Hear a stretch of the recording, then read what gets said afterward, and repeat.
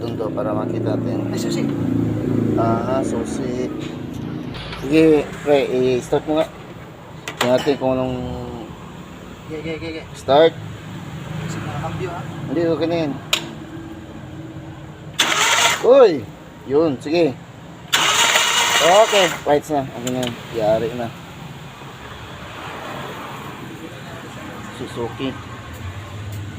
Guys. Overheat. Ayun na mag-start.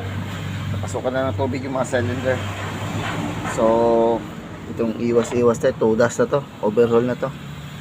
Top overhaul ta muna. Tapos, ano. Yari na.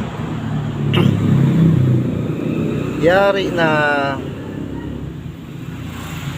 Alright. Yan guys, sinisimula na.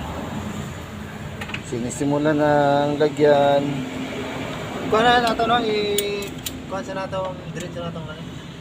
Okay, okay na yun. Huwag na yung ito rin. Yan. Sige guys. Buti ko lang to ng mga 2 minutes. Ano. Pero ito, top overall. Ang gagawin dito is replace cylinder head. Tapos,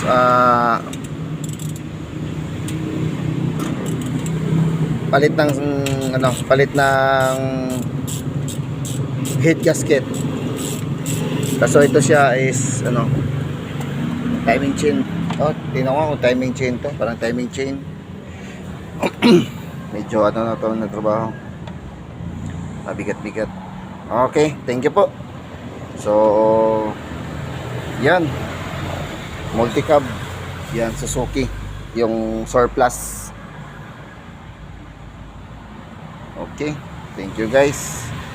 Yan ang pag nag-overheat talaga at napabayaan, itong resulta niyan. Alright.